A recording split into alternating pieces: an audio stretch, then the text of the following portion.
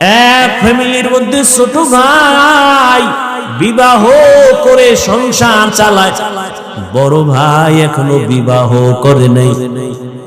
ছোট ভাই বিয়া শাদী কইরা একদিন জিজ্ঞাসা করে, এই মিয়া ভাই, তুমি কি বিয়া করবা না? কারণটা কি? তুমি চুপচাপ বসে আছো কেন? এবার বড় ভাই কয়, হ্যাঁ বিয়া করব, তবে আমি মনের মতো মেয়ে পাই না, কারে বিয়া করব? সব ডানা কাটার দল। ছোট ভাই ভাবলেন, সম্ভ্রান্ত পরিবারের একটা ভালো মেয়ে চায় আমার ভাই। খুঁজে খুঁজে একটা সম্ভ্রান্ত পরিবারের একটা দামি কন্যা রেডি করলো। এই যুবকেরা ভালো করে খেয়াল কর, পর্দার আড়ালের মায়েরাও খেয়াল করিয়েন, আমার বাবাজিরাও ভালো করে খেয়াল করিয়েন, ভালো করে বুঝো। বড় ভাইয়ের জন্য ছোট ভাই মেয়ে ঠিক করে ফেললো। বড় ভাই কি চাও? তার থেকে আরো দামি মেয়ে রেডি করে ফেলেছি। কি পরে? বলে জেনারেল লাইনে বড় দামি শিক্ষিতা নারী। বড় ভাই বুঝে ফেলাইছে, মানে এই ভাইয়া না। আরে এত কষ্ট করে রেডি করলাম, এটা না মানি না, আমি যা চাই তা পাই না। ছোট ভাইকে, তুমি আসলে বিয়েই করবা না? না করবো, তোর কপালে বিয়েই নাই।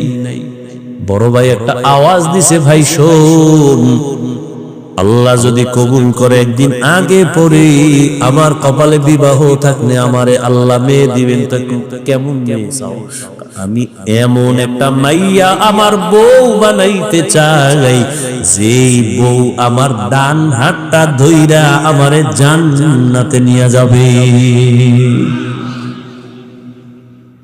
এর জন্য ভালো করে বুঝে আল্লাহ, হেলায় খেলায় তো কম কাটাইলি না রে যুবক। মনে চাইছে পার্কে যাবি, দৌড়ায় গেছো, কেউ বাধা দিছে, মানো নাই। মনে চাইছে দাড়ি কাটবি, কেটে ফেলেছো, কেউ বাধা দিছে, মানে না, মানো নাই। মনে চাইছে মোবাইল চালাবি, চালাইছো, বাধা মানো নাই।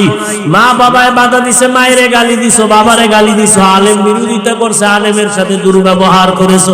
শিক্ষক বাধা দিছে, শিক্ষকের সাথে বেয়াদবি করেছো। কত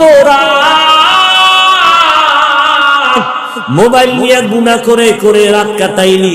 আরো কত রাত গুনাহ করলে তোর আশা মিটবে? তারপরে তুই তওবা করবি, বল এখনো কি তওবা করবি না? মনে মনে কত শখ ছিল, জাহান্নামের বাগানে যাবি, পার্কে যাবি, মেয়েদের নিয়ে আড্ডা দিবি, নাচ গান করবি, কত শখ জীবনে মিটাইলি। এখনো কি তোর বাকি আছে? আরো গুনাহ করবি, তারপরে তওবা করবি। তবে আগে আমাকে বল, তোর হায়াতের আর বাকি কয়দিন? করোনার ভেতরে যুবকের লাশ আর লাশ, ছাত্র জনতার আন্দোলনে তাজা যুবকের লাশ, ঘুমের বিছানায় যুবকের লাশ, পানির নিচে যুবকের লাশ। আমাদের বরিশাল রোডটার মধ্যে এমন একটা দিন নেই অ্যাক্সিডেন্ট হয় না। আর যুবকদের জন্য নতুন ভাবে মরণের আর এক ফাঁদের নাম হলো মোটর সাইকেল, বাইক।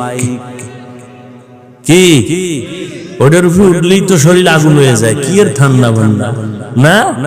আর পেছনে যদি কোনো বিপরীত পাশ থাকে তা তো আরো আগুন। ধাম করে গিয়া বাসের চাক্কার তলে ভিড়ে গেছে।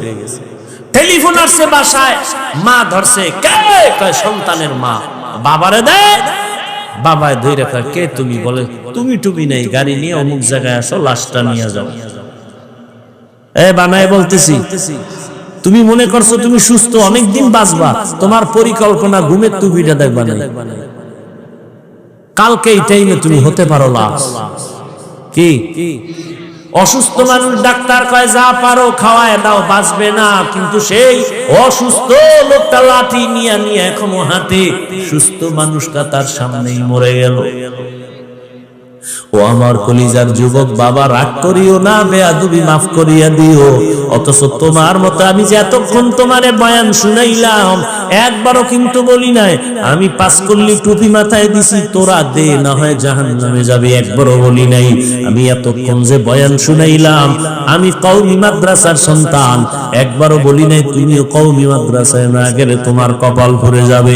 আমি তাবলীগের লাইনের সন্তান, পীরের একজন মুরিদ, একবারও বলি নাই তুমি যদি পীরের কাছে না যাও, তাবলিগে না যাও, তুমি জাহান্নামী হয়ে যাইবে। একবারও বলি না, তো তোমার টেনশনও নাই, আমি দ্বিতীয়বার বলবো না, কোনো টেনশন নাই। আমি তোমারে হুজুর বানাইতে আসি নাই, বরং আমি তোমাকে চাই তুমি স্কুলে পড়ো, কলেজে পড়ো, চাকরি করো, ব্যবসা করো, ডাক্তার হও, ইঞ্জিনিয়ার হও, প্রফেসর হও।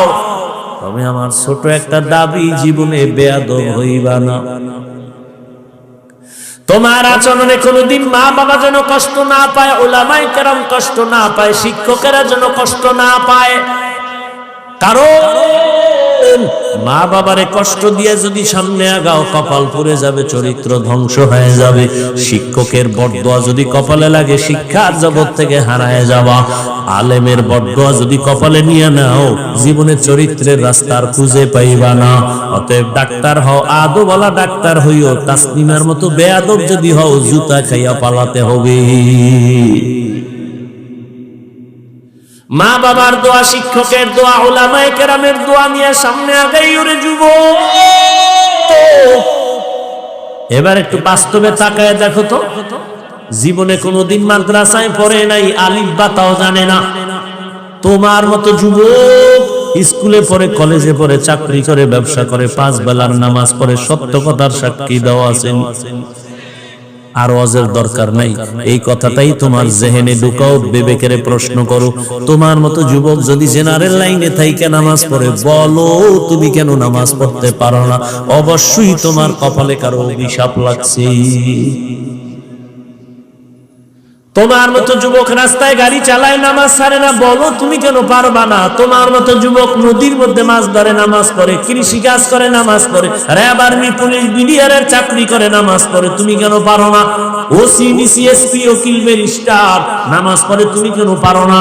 তোমার মতো যুবক শ্রমিকের কাজ করে, ব্যবসা করে, হালাল ভাবে চলে, ঢাকা কলেজে গিয়ে দেখাস, জাহাঙ্গীরনগরে গিয়ে দেখো, তোমার মতো ছাত্র কলেজে পড়ে, মাথায় পাগড়ি, বড় দাড়ি, বড় জামা, মসজিদের খতিব।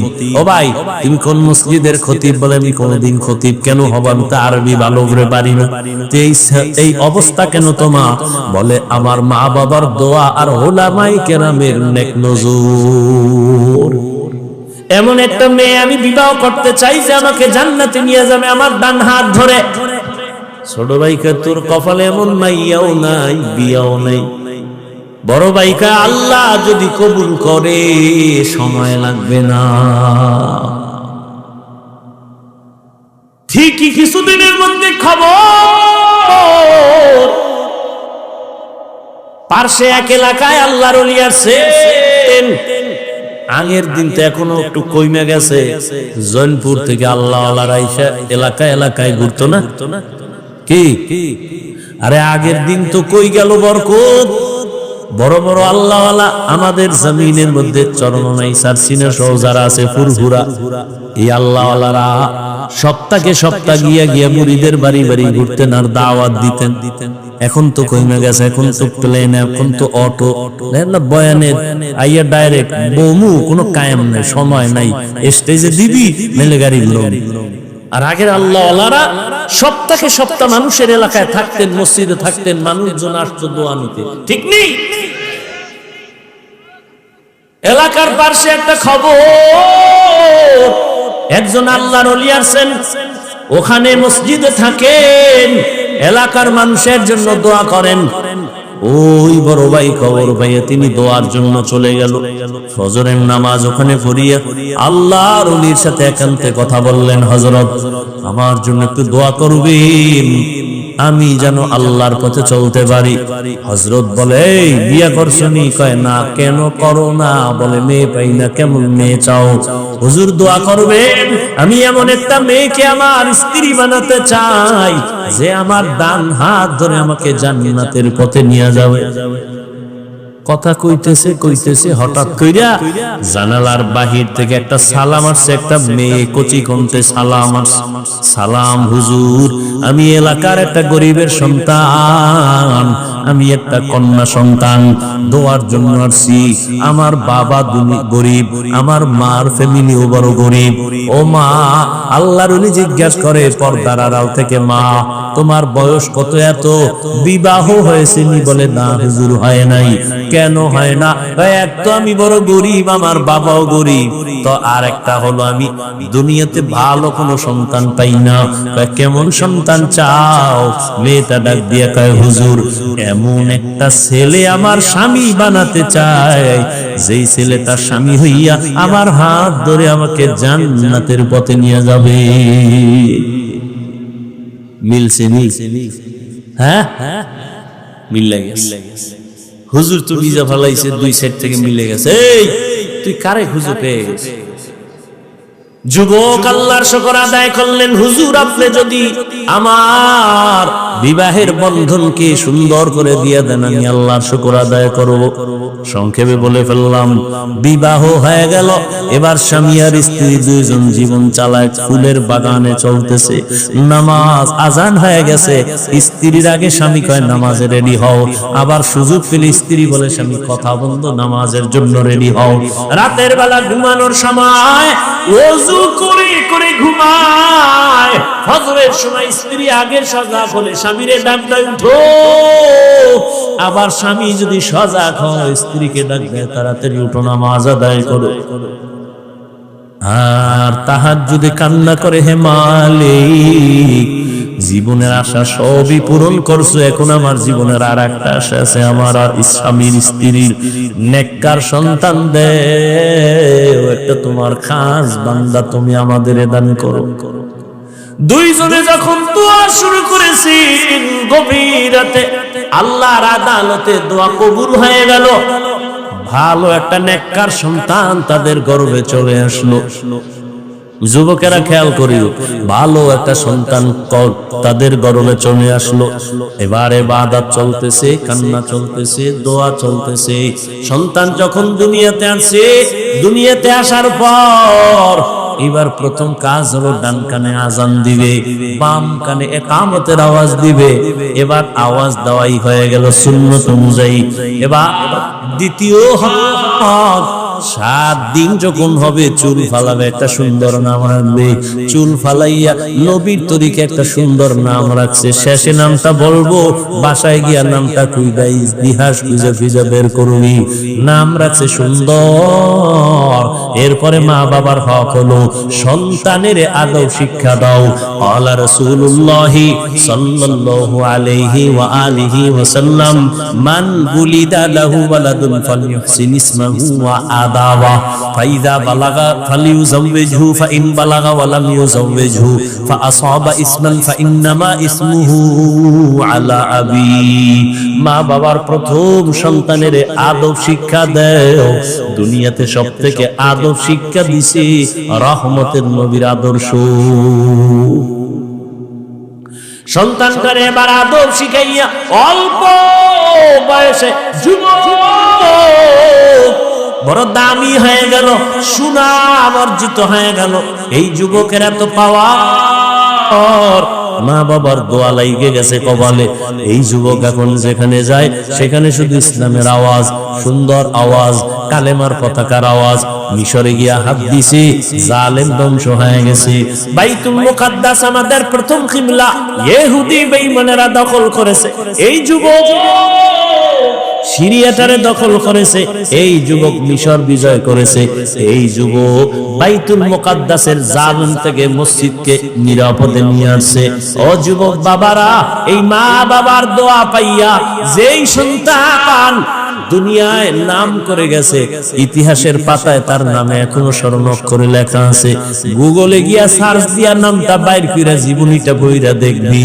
ও যুবক, সেই যুবকের নাম সালাউদ্দিন আইয়ুবী রাহমাতুল্লাহি আলাইহি। গুগলে গিয়া সার্চ দিবি সালাউদ্দিন আইয়ুবীকে, বের করবি সালাউদ্দিন আইয়ুবীর ইতিহাস পড়ো, দুনিয়া কম্পন শুরু হয়ে গেছে যার নামে। তুমিও তো সেই যুবকেরই একটা লাইনের সন্তান। তোমার কি হলো? তোমার কিসের অভাব? তুমি কেন পারো না সমাজকে সুন্দরভাবে ফুটায় তুলতে, চরিত্রহীন না করে আদর্শওয়ালা বানাতে? তোমার মধ্যে আল্লাহ এত সুন্দর কিছু দিছেন যে তুমি একাই সম্ভব সমাজকে কুলুষ মুক্ত করা, আদর্শওয়ালা বানানো, গোটা দুনিয়াকে আলোকিত করা। মনটারে তৈরি করে নাও রে যুবক বাবা, ও পর্দা নারানের আম্মা জানেরা, আপনাদের সন্তানদেরকে যতই বয়ান আমি শোনাই, আপনাদের দোয়া যদি না থাকে সন্তান কোনোদিন সফল হতে পারবে না। এই দুনিয়ায় যত ভালো ভালো সন্তান আছে, মায়ের অবদান। এরে আম্মা জান, আপনাদের জীবন কত ধন্য। আপনারা নবীদের মায়ের মতো মা, সাহাবায়ে কেরামদের মায়ের মতো মা। আপনারাই তো খাদিজা রাদিয়াল্লাহু আনহার মতো দামি নারী, আয়েশা রাদিয়াল্লাহু আনহার মতো দামি নারী, ফাতেমা রাদিয়াল্লাহু আনহার মতো দামি নারী। আরে আম্মা জান, মনে কি চায় না একটা আদর্শ সন্তানের মা হয়ে কবরে যাবেন? সন্তানদারে ডাক্তার বানাবেন, ইঞ্জিনিয়ার, প্রফেসর বানাবেন, বেয়াদব বানাবেন না। আদবওয়ালা সন্তান যদি রেখে যান, ডাক্তার হবে, ডাক্তারি করিয়াও কোরআন পড়ে পড়ে মা বাবার জন্য দোয়া করবে। ও পর্দার আড়ালের মা, আপনার মতো কত মা এখন ওই অঞ্চলে পাওয়া যাবে। পর্দা করে, নামাজ পড়ে, বেপর্দায় চলে না, নামাজ ছাড়ে না, মোবাইলে সময় নষ্ট করে না, স্বামীর মাল হেফাজত করে, খেয়ানত করে না। এরে আম্মা জান, আপনি কেন পারবেন না? এখনো সময় আছে, তওবা করেন। জীবনে আর নামাজ ছাড়বেন না, বেপর্দায় চলবেন না। মা বাবা হইয়া সন্তানকে আদর্শ ডাক্তার বানানোর মেহনত করবেন, আদর্শ ইঞ্জিনিয়ার, প্রফেসর বানায় যাবেন। এখনো সময় আছে, তওবা করে মনে মনে আল্লাহর কাছে বলতে থাকেন। জীবনে স্বামীর মাল খেয়ানত করবেন না, মোবাইলে সময় নষ্ট করবেন না। ও আমার যুবক বাবারা, এখনো সময় আছে, তওবা করে নাও। মনেরে বুঝাইও রে মন, আমার মতো যুবক যদি স্কুল কলেজে পড়িয়া নামাজ পড়ে, আমি কেন পারবো না? আমার কপাল কেন এত খারাপ? এখন থেকে তওবা করো, মনে মনে আল্লাহকে বলো, হে আল্লাহ, জীবনে নামাজ ছাড়বো না, বেপরদায় চলবো না, দাড়ি কাটবো না, মা বাবারে কষ্ট দিব না। উলামায়ে কেরামের দোয়া নিয়া, শিক্ষকের দোয়া নিয়া নবীর তরিকা মেনে চলবো। ও আমার বৃদ্ধ বাবাজিরা, আপনার মতো কত বুড়া মানুষ এখনো হাতে লাঠি নিয়ে মসজিদে গিয়া নামাজ আদায় করে, আপনারা কেন পারবেন না? এখন থেকে তওবা করে তৈরি হয়ে যান। আল্লাহ আজরাইল আসার আগে আমি তওবা করে তৈরি হয়ে যাব। কোন দিন মরণ হবে জানা নাই। আর নামাজ ছাড়বো না, বেপরদায় চলবো না, মা বাবার দোয়া নিয়ে চলবো, শিক্ষকের দোয়া নিয়ে চলবো। আর কোনদিন নামাজ ছাড়বো না, বেপরদায় চলবো না, আল্লাহর নবীর তরিকার বাহিরে চলবো না। তওবা করার মতো যদি অন্তর তৈরি হয়, অন্তরে যদি কোনো মুনাফিকি না থাকে, যাদের অন্তরে তওবার খাঁটি নিয়ত আছে, খাঁটি তওবার নিয়তে দুটো হাত আল্লাহকে দেখাইয়া দাও। আয় আল্লাহ, হাতগুলো কবুল করে নেন, তওবা কবুল করে নেন। আয় আল্লাহ, তওবার উপরে মজবুত হইয়া আমাদেরকে চলার মতো তৌফিক দান করে দাও, আমিন। কামা ফাদদানা মাকানান আলা মাকান ওয়া ইনসানান আলা ইনসান। ونشهد أن لا إله إلا الله وحده لا شريك له، لا ضد له ولا ند له ولا مثل له. ونشهد أن سيدنا وسندنا وحبيبنا وحبيب ربنا وطبيبنا وطبيب قلوبنا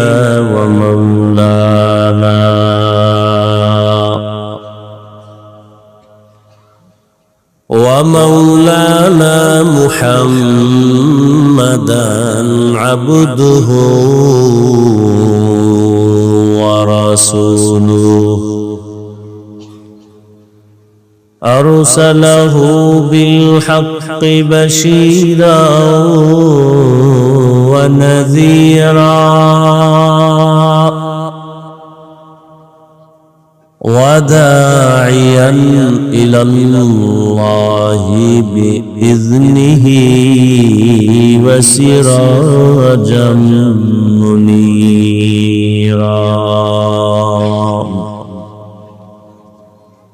اللهم صل على محمد النبي الأمي وعلى آله وسلم تسليما وبعد فأعوذ بالله من الشيطان الرجيم بسم الله الرحمن الرحيم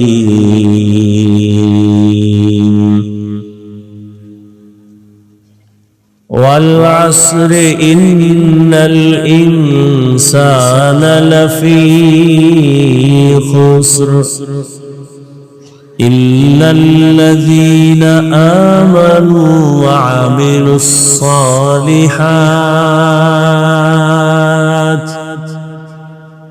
وتواصوا بالحق وتواصوا بالصبر. قال رسول الله صلى الله عليه وآله وسلم كل أمتي يدخلون الجنة إلا من أبى. قيل من أبى؟ قال من أطاعني دخل الجنة ومن عصاني فقد أبى، أو كما قال النبي عليه الصلاة والسلام.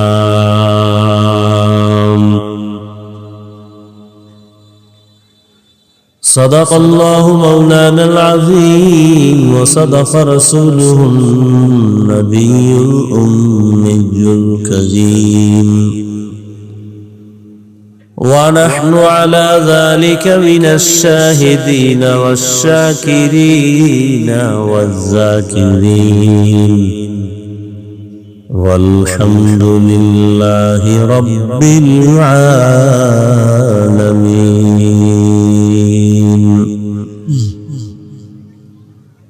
سبحانك لا علم لنا إلا ما علمتنا إنك أنت العليم الحكيم. رب اشرح لي صدري ويسر لي أمري واحلل عقدة من لساني يفقه قولي. दुरुफ़शानी ने तेरे क़त्रों को दरिया कर दिया,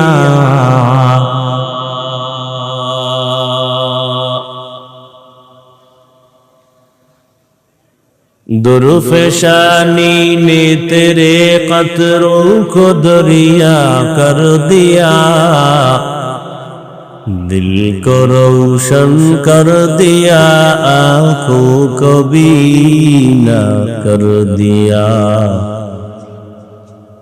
दिल को रोशन कर दिया, आँखों को बीना कर दिया। हकीकत खुल जाएगी बवक़्त इम्तिहान तेरे,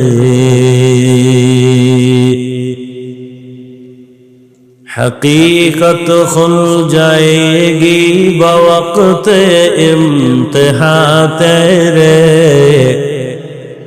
कि सुस्ती में या मेहनत में गुजारी जिंदगी तूने,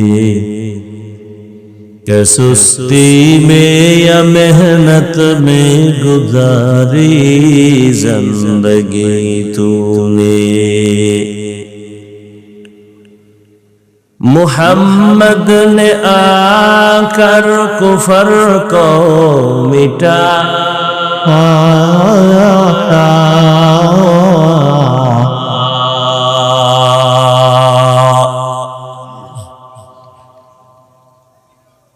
मुहम्मद ने आकर कुफर को मिटाया,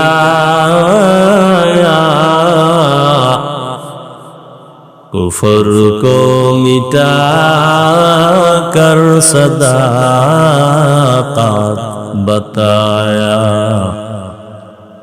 कुफर को मिटा कर सदाक़त बताया।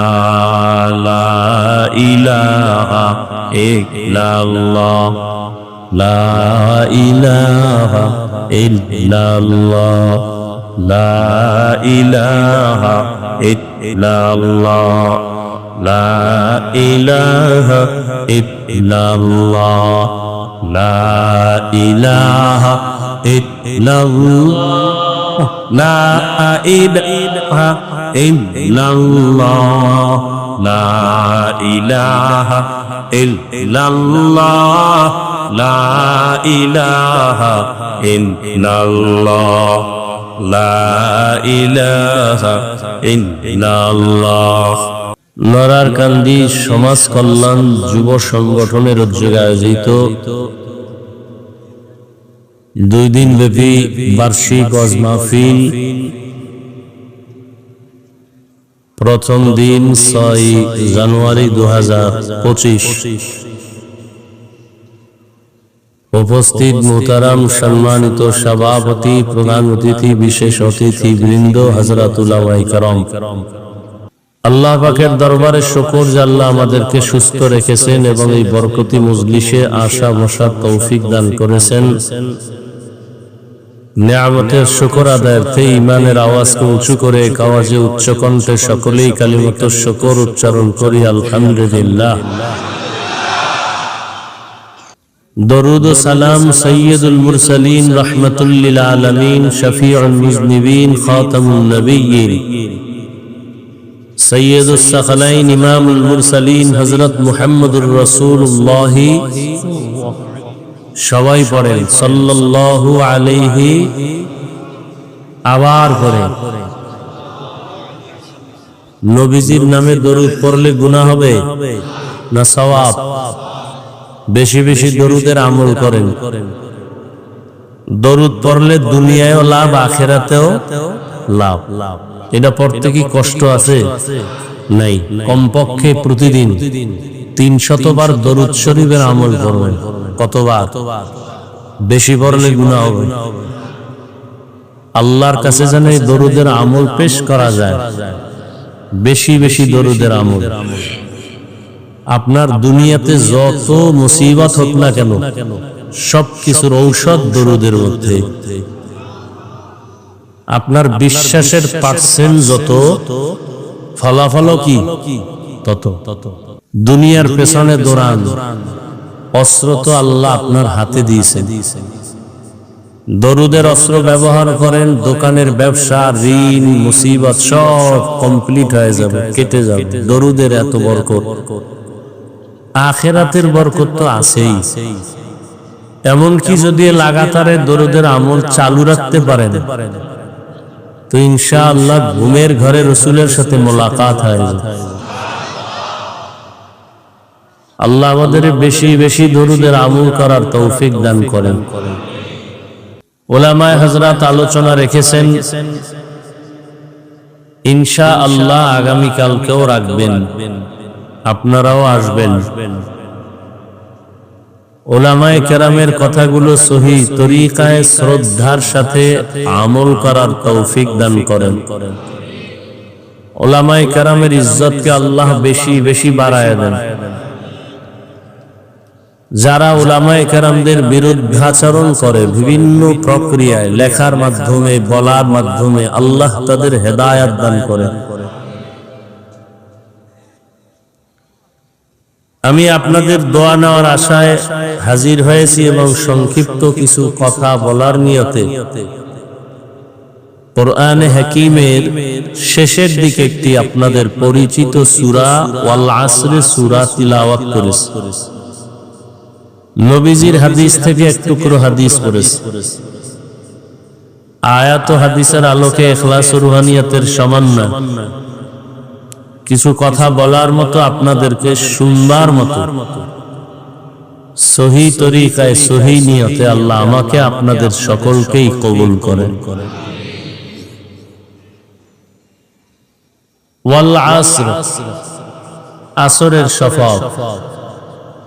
ইন্নাল ইনসানা লাফি খুসর, নিশ্চিত পৃথিবীর সমস্ত মানুষগুলো জাহান্নামে। ইল্লা, কিন্তু, আমানু, আল্লাযীনা আমানু ওয়া আমিলুস সালিহাত, যারা ঈমান আনবে এবং আমলে সালেহ করবে। ওয়া তাওয়াসাউ বিল হক ওয়া তাওয়াসাউ বিস সাবর, ঈমান ও আমলের দাওয়াত অন্যকেও দিবে, যারা বিরুদ্ধাচরণ করে তাদেরকে বাধা প্রদানে ধৈর্য ধারণ করবে। এই গুণে গুণান্বিত যারা, এরা জাহান্নামে যাবে না। নবীজি বলেন, কুল্লু উম্মতি ইয়াদখুলুনাল জান্নাতা ইল্লা মান আবা। সাবধান হে উম্মত, দুনিয়ার সমস্ত উম্মত নবী বলেন জান্নাতে যাবে, কিন্তু যারা আমি মুহাম্মদকে মানে না, অস্বীকার করে, তারা যাবে না। কিলা মান আবা, সাহাবায়ে কেরাম বললেন, হে আল্লাহর রাসূল, আপনাকে মানে না, তারা কারা? নবীজি বললেন, মান আতাআনি দাখালাল জান্নাহ ওয়া মান আসানি ফাকাদ আবা।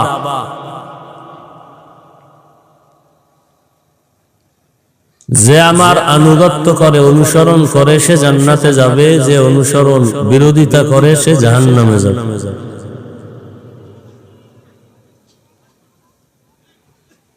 আয়াত ও হাদিসের তরজমা শেষ।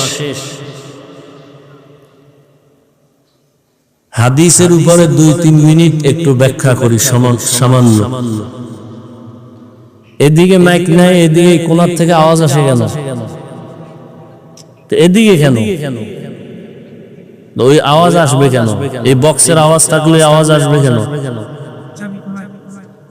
কমে এই বক্স ঠিক করো, কানে আওয়াজ স্পষ্ট না হলে তো সমস্যা। একটু খেয়াল করবেন, হাদিসে কি বলা হলো? সব উম্মত জান্নাতে যাবে, যারা নবী মানে না তারা যাবে না। আপনাদের থেকে আমি প্রশ্ন করে জবাব নিব, একটু খেয়াল করেন। সাহাবায়ে কেরাম জিজ্ঞাসা করলেন, ইয়া রাসূলুল্লাহ, আপনাকে মানে না, তারা কারা? নবীজি জবাব কি দিলেন?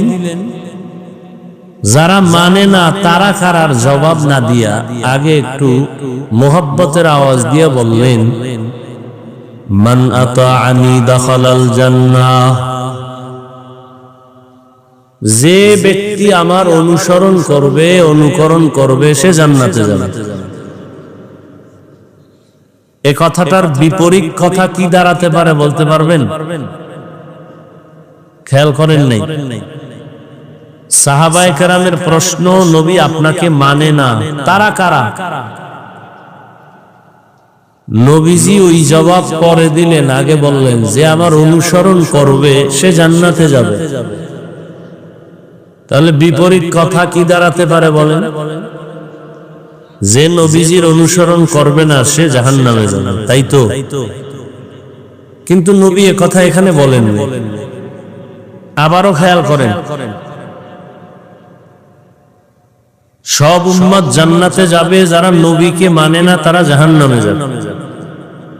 সাহাবায়ে কেরাম বললেন, ইয়া রাসূলুল্লাহ, আপনাকে মানে না তারা কারা? নবীজি ডাইরেক্ট তাদের কথা না বলে বললেন, যারা আমার অনুসরণ করবে তারা জান্নাতে যাবে। বিপরীত কথা দাঁড়ায়, যারা নবীর অনুসরণ করবে না তারা কই যাবে? নবী এ কথা বলেন। তাহলে নবী কি বলছেন? এবার শেষে নবী বলেন, মান আসানি ফাকাদ আবা, যে আমার বিরোধিতা করবে সে জাহান্নামে যাবে। যে বিরোধিতা করবে সে কোথায় যাবে? জাহান্নামে যাবে। এখান থেকে একটা পয়েন্ট আপনাদের মনে রাখবেন, ওয়াজ মাহফিল আসলে কিছু নেওয়ার জন্যই তো, কিছু মেসেজ নিতে হবে। কত চিল্লায় ফাল্লায়া শরীর গরম বানায়া এরপরে দৌড়ায় গেলাম, ফজর পড়লাম না, এই ওয়াজ দিয়ে কি হবে? এই ওয়াজ দিয়া চলতেছে, ওয়াজ চলতেছে, ফলাফল জিরো। না হয় এত মুসলমান এই দেশে, এত আলেম, এত পীর, এত মাদ্রাসা, এত মসজিদ, এরপরও আমরা দুর্বল, আমরা পরাজিত। কি আপনারা বলেন দেশ স্বাধীন হয়েছে, দেশ স্বাধীন করে আপনারা নাক টেনে ঘুমাইতেছেন, আর ওদিকে মহিলারা সাংবাদিক সম্মেলন করতেছে, আমাদের দেহ ব্যবসার অধিকার ফেরত চাই। আর আপনারা এখানে স্বাধীন স্বাধীন কইয়া নাকে তেল লাগায় ঘুমাইতেছে। এই স্বাধীনের অর্থ কি? স্বাধীন স্বাধীন বলতেছেন, আবার আইনজীবীর গলায় ছুরি চালাচ্ছে। কত মানুষ অসহায় অবস্থায়।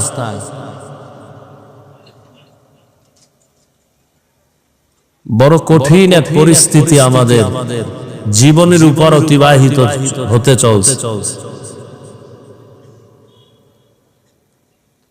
আর প্রত্যেকের হাতে তো জাহান্নামের ফ্যাক্টরি, মেডিসিন। কি সবার বাচ্চাও এই নিয়ে ব্যস্ত, বাবাও ব্যস্ত, মাও ব্যস্ত, সন্তানেরাও ব্যস্ত, হুজুরও ব্যস্ত, ইমাম সাহেবও ব্যস্ত, মুক্তাদিরাও ব্যস্ত। Mobile mobile mobile. আল্লাহ সবাইকে হেদায়েত দান করেন।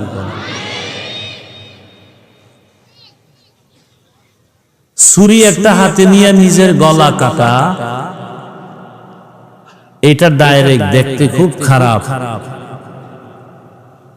আমাদের এই সমস্ত অঞ্চলে তো দোতলা ঘর হয় কাঠের, হয় না?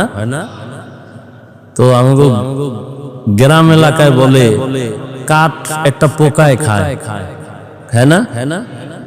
কি কয়? গনে খায় না?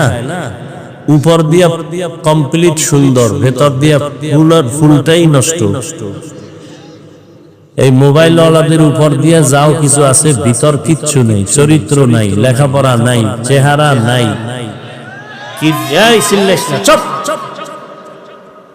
এটা কি কোনো আদব? একটা দূরের মানুষকে কথা শুনে না জোরে বলা যায়, মা বাবা পাশে বসা, সামনে বসা, হেইনে কোনো সন্তান চিল্লানো আদব। কোন আলেম সামনে বসা, এখানে চিল্লা চিল্লির কি আছে? আমি কথাগুলো বুঝাইতেছি, বুঝার কথা, এখানে তো চিৎকারের কিছু নেই। এটা তো আদব না মজলিসের। আল্লাহ সব ভাইকে হেদায়েত দান করুন।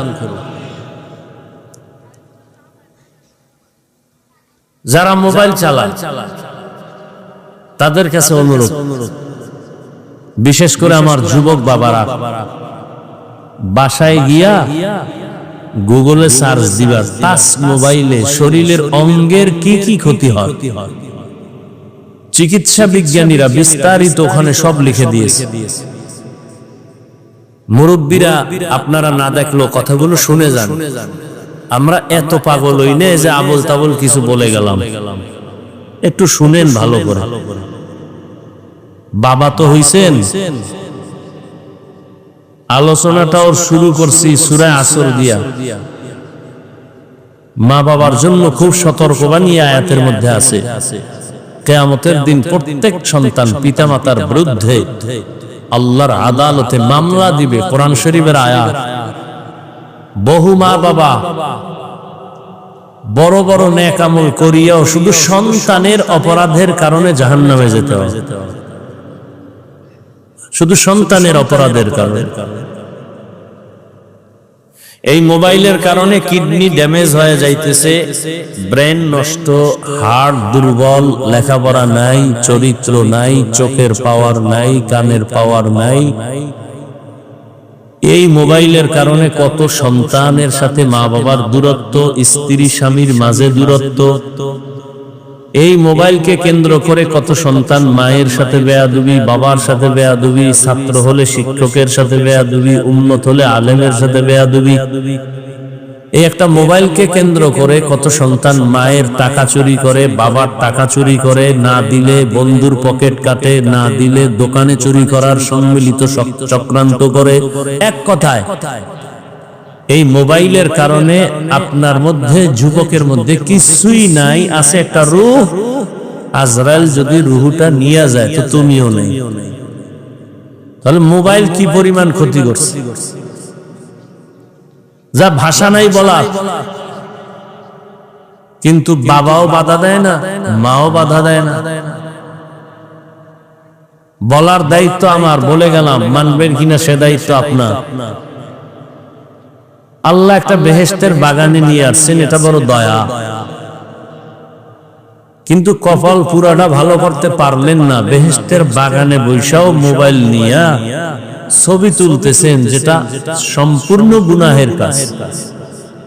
দুনিয়ার কোন মুফতি সাহেবের বাবারও ক্ষমতা নাই এটাকে উল্টায় বলবে। সরকারের বিশেষ কোন প্রয়োজনে অথবা মদিনার অর্ডারে ছবি তোলা জায়েজ, সওয়াব না, জায়েজ। জায়েজ মানে সওয়াব না। ঠেকায় পড়ছেন, এখন কি করবেন? কহে এটা করা জায়েজ। আর একটা হলো জায়েজ না করা ভালো। যেমন আপনার মইরা যাবেন অবস্থায় এখন আপনার মরা গরু ওখানে আছে, তো মরাটা তো খাওয়া হারাম। জান বাঁচানোর জন্য যদি আপনি মনে করেন তাহলে এটা জায়েজ, আপনার জন্য এটা আবশ্যকীয় না, জায়েজ। চাইলে আপনি এটা গ্রহণ করতে পারেন। কিন্তু বেহেশতের বাগানে যে এমনি এমনি ছবি তুলেন, এটা হারাম, হারাম, হারাম, কবিরা গুনাহ, কোনো সন্দেহ নেই। করতেছেন, আমরাও আপনাদের সাথে ঝগড়া করি না। যাও বলি, খুব নরম হইয়া বলতেছি, যাতে আপনার অন্তরে গিয়া ধাক্কা না লাগে, বাড়ি না লাগে, কষ্ট না পান। এরপরও কষ্ট পেয়েই যান। এরপর আবার ফাঁকে ফাঁকে তুই আল্লাহর রাস্তে মাফ করে দিয়েন, বেয়াদবি নিয়েন না। আর কিভাবে বুঝাবো বলেন তো? এখানে আমার ব্যক্তিগত কি স্বার্থ? কোনো স্বার্থ নাই। স্বামী আর স্ত্রীর মাঝে আজকে দেওয়াল হয়ে গেছে, দেয়াল, পর্দা, এই মোবাইল। মা বাবা সন্তানের মাঝখানে আজকে দেয়াল হয়েছে ঝগড়ার, এই মোবাইল। তাজা তাজা প্রাণ কেড়ে নিয়েছে এই মোবাইল। বেহেশতের বাগানে বসছেন, করতেছেন মোবাইল হাতে নিয়ে কবিরা গুনাহ। আপনার কত ভাব তা তো বলাই যায় না, কি ভাবে আপনি আছেন। খুব পাওয়ার নিয়ে বসছেন। আপনি বলবেন পাশের এক বন্ধুরে, এত হুজুর ওয়াজ করে, কেউর লাগে না, ওনার এত লাগে কেন? এই ওনারে বাদ দাও। আমগো আকাম বাদ দেওয়া যাবে না, হুজুর বাদ দাও। আমগো আকাম চলুন। ওয়াজ উপলক্ষে মার্কেট, দোকানপাট, বেলুনের দোকান, খেলনার দোকান, সেখানে আবার আলাদা আরেক জগৎ। এটা বেহেশতের জগৎ, এটা জাহান্নামের জগৎ। ওখানে মেয়েরাও ঘুরে, যুবকেরাও ঘুরে, যুবতীরাও ঘুরে, নারী পুরুষ ঘুরতেছে। তাহলে 2 দিন ব্যাপী বেহেশতের বাজার, ঠিক ঠিক পাশে আছে জাহান্নামের বাজার। কি ওখানের এই কবিরা গুনার দায়ভার কারণে, হ্যাঁ, এক জায়গায় গিয়া দেখি বয়ান কততম, 22তম তাকে বার্ষিক মাহফিল। কমিটির লোকেরা ডাকলাম। কারা কমিটির? সভাপতি, সেক্রেটারি, 5টা 6টা ইলো। নামাজও পড়ে না, দাড়িও রাখে না। তুমি 22 বছর ওয়াজ করাও, তোমার হেদায়েত হয় না কেন? কিসের ওয়াজ করাও? মানুষকে দেখাও বাপ, মাস্তানি, বাহাদুরি। যে আমরা 3 দিন ওয়াজ করি, আর এক দল চেয়েছে কঠিন ভাবে আমরা 4 দিন করাব। ওরা কোন বক্তা আছে?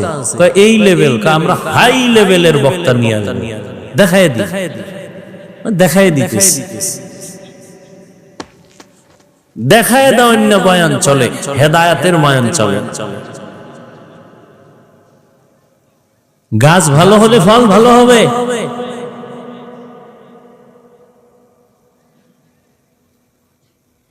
আয়োজক বৃন্দ যদি ইখলাসওয়ালা হন, ওখানে হেদায়েতের বাতাস আসতে থাকবে, হেদায়েতের বাতাস আসতে থাকবে। ওয়াজ উপলক্ষে দোকান কেন? বেলুনের দোকান কেন? খেলনার দোকান কেন? সেখানে মেয়েরা ঢুকে কেন? বেপরদায় কবিরা গুনাহ, তাজা তাজা কবিরা গুনাহ হয় কেন? কি প্রয়োজন? এখান থেকে রাজৌর তো দূরে না, মাদারীপুর দূরে না, প্রয়োজনে সেখানে যাও। হ্যাঁ, দুই একটা চায়ের দোকান, বিস্কিটের দোকান থাকতে পারে। খেলনার দোকান কেন? বেলুনের দোকান কেন? সেখানে আবার মেয়ে ছেলে যাবে কেন অবাধে? এই বেহেশতের বাগানে কি হলো? শুধু এখানে কি, সব জায়গা, সারা দেশের এই হাল। শুধু বাংলাদেশে যুবকেরা লিখে রাখিস, একটা জায়গা আমার দৃষ্টিতে পাইছে, বাংলাদেশ লক্ষ লক্ষ মানুষ সেখানে থাকে, 1 দিন 2 দিন 3 দিন 4 দিন, শত শত দোকান, একটা খেলনার দোকান নাই। লক্ষ লক্ষ মানুষ সেখানে থাকে, বয়ান শুনে। কেন একটা বাচ্চা মেয়েকেও 3-4 দিন ওই পুরো অঞ্চলে খুঁজে পাওয়া যাবে না। একটা জায়গা আছে বাংলাদেশে যেটার নাম শুনলে তোর ঘুম হারাম হয়ে যায়, কলিজা জ্বলে। আব্রসি না? কোথায়? দুনিয়ার সব জায়গায় ঘুরলি, ওখানে যাইতে ভালো লাগে না? না, কত ডাকাত, কত সন্ত্রাসী তসবিহ হাতে নিয়ে, পাগড়ি নিয়ে জিকিরের লাইনে দৌড়াচ্ছে। আর তুমি এখানে ফেসবুকে বিরোধিতা করো না? মহলায় তোমার কপালটা আলাদা বানাইছে, যে কারণে রসুলের বয়ানেও কালেমা পড়ে না। কেমন কফা! যেই রসুলের চেহারা মোবারক দেখলেই মোহাব্বত লাগায় জাহান্নাম হারাম, সেই রসুলকে 1 দিন 2 দিন না 13 বছর পর্যন্ত দেখলো, বয়ান শুনলো, কালেমা কপালে আসলো, এর নাম কফাল। এই নিকৃষ্ট বেঈমানকে জানেন? যে রসুলকে 13 বছর দেখলো, যে নবীকে দেখলে পেটের ক্ষুধা থাকে না, এত বরকতি নবী আমার, সেই রসুলকে 13 বছর দেখেও কালেমা পড়ে না। নিকৃষ্ট এই বেঈমান কে? আর অন্যদিকে 27 বছরের একটা যুবক তরবারি নিয়ে দৌড়ায়, নবীকে জবাই করে ফেলল। কয় বছরে? নবীরে দেখেই তরবারি ফালায়, কয় নবী মাফ করে দেন, কালেমা পড়ে। এর নাম কফা। তো নবী বললেন সব উম্মত জান্নাতে যাবে, যারা আমাকে মানে না তারা যাবে না। সাহাবায়ে কেরাম বললেন ইয়া রাসূলুল্লাহ, আপনাকে কারা মানে না, অস্বীকার করে, তারা কারা? রহমতের নবী বললেন আমার অনুসরণ যিনি করবে তারা জান্নাতে যাবে, যারা বিরোধিতা করবে তারা জান্নাত পাবে না, জাহান্নামে যাবে। এখান থেকে আমরা কি শিক্ষা পেলাম? এইটা বুঝাইতে গিয়ে দূর আসলাম যে অশুনা না, কিছু নিতে হবে।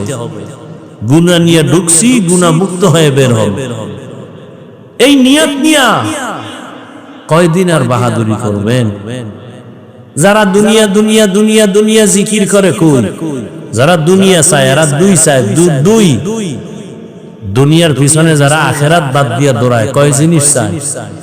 একটা চায় সম্মান, আর একটা চায় শান্তির জীবন। কিন্তু দেখেন তো প্রত্যেকটা দুনিয়াদারের সম্মানও নাই, শান্তির জীবনও। মাইয়ার জ্বালা, বোলার জ্বালা, বউয়ের জ্বালা, বাইরের জ্বালা, ভেতরের জ্বালা, মামলার উপর ঝামেলা, হামলা, এই ঝামেলা। এরপরে বিল্ডিং উঠাইছে, লাভ কি? ঘুমাইতে পারে না, এখন বিল্ডিং থুয়ে জঙ্গলে ঘুমা। একবার ফুলের মালা, ফাইনালে জুতার মালা। এই সম্মান দিয়ে কি লাভ হবে? আমি কি বানায় বলতেছি? এর চেয়ে তো খেরের ঘর ভালো। হ্যাঁ, মনে রাখবেন, শিক্ষা নেন। টাকা দিয়ে সম্মান কিনলে প্রথমে ফুলের মালা, ফাইনালে কি? যারা দুনিয়া দুনিয়া করো, কত উপরে উঠছো বলো তো? আর আমরা যারা আখেরাত আখেরাত করি, আমরা কত নিচে নামছি বলো তো? আল্লাহ হেদায়েত দান করুন। মান কানা ইউরিদুল আজিলাতা আজ্জালনা লাহু ফিহা মা নাশাউ লিমান নুরিদ সুম্মা জাআলনা লাহু জাহান্নাম ইয়াসলাহা মাযমুমান মাদহুরা। যে দুনিয়া চায় আল্লাহ তাকে দ্রুত দুনিয়া দিয়া দেয়, কিন্তু পরিণাম ফলে তার জন্য জাহান্নাম। আল্লাহর নবী বলেন, যারা আমার বিরোধিতা করবে তারা জাহান্নামে যাবে। এখান থেকে আমরা দুইটা সবক নিয়ে নেই। এ দুনিয়ায় যারা নবীর আদর্শ মানে না, তারা দুই দলে ভাগ হয়ে আছে।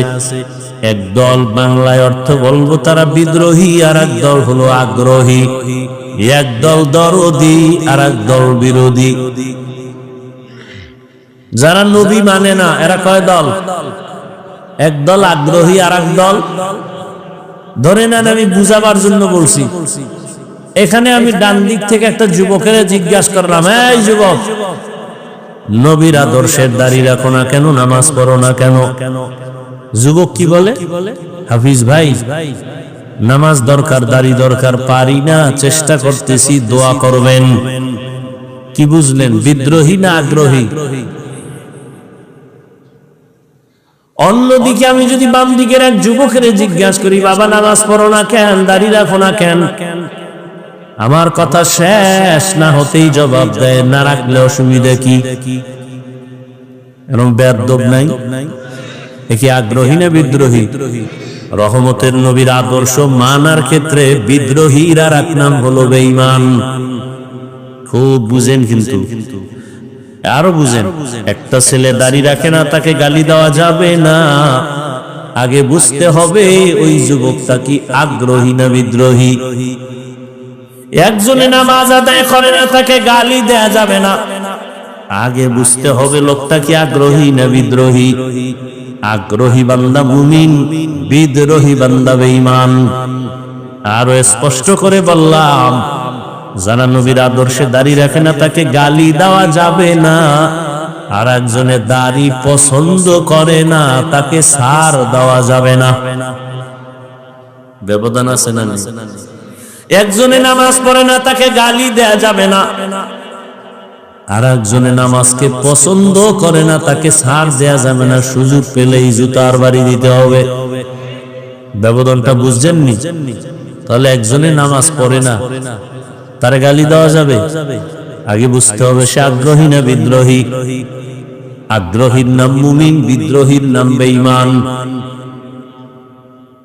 কত বড় আল্লাহর দুশমন যে নামাজ তো পড়েই না, দোয়া চাইবে, ভাই দোয়া কইরেন, চেষ্টা করব, উল্টা ধাক্কা দেয়, না পড়লে অসুবিধা কি? কত বড় নিকৃষ্ট বেয়াদব, চিন্তা করতে পারেন? আল্লাহ হেদায়েত দান করুন।